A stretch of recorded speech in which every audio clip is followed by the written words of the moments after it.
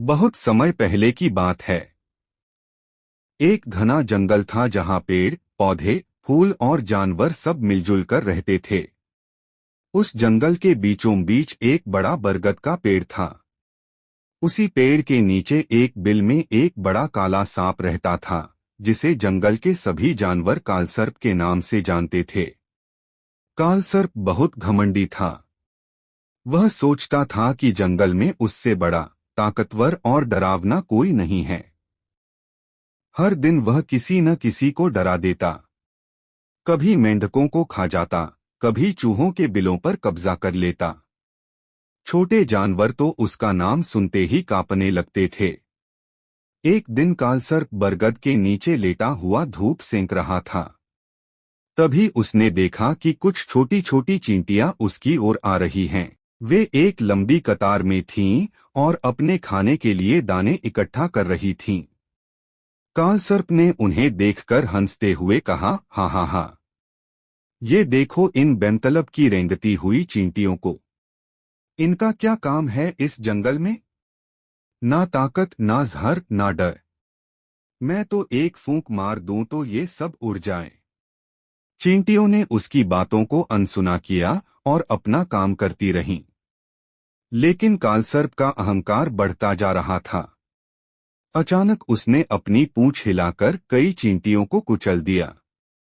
बाकी चींटियां भाग गईं, लेकिन उन्होंने तय किया कि इस अपमान का जवाब देना होगा।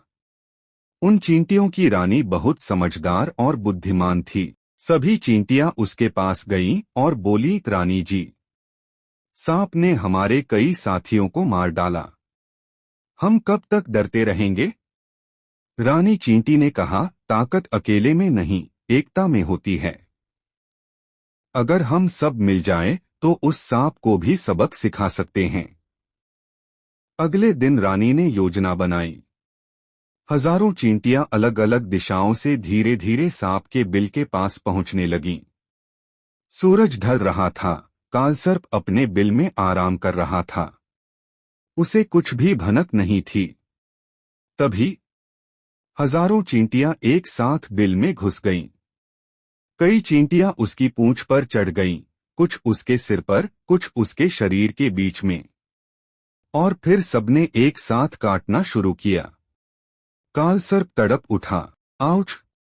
ये क्या हो रहा है? कोई मेरी मदद करो।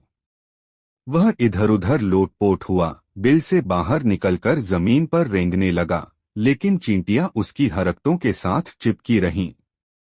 उन्होंने हर जगह से उसे काटा, पूंछ, जीभ, आंखें, सब जगह। अब वो घमंडी सांप तड़पते हुए नदी की ओर भागा और पानी में कूद गया। जैसे तैसे उसने खुद को चींटियों से बचाया और डरकर जंगल छोड़कर भाग गया। उस दिन के बाद कालसर्प कभी लौटकर नहीं आया। जंगल के सभी जानवर खुश हो गए।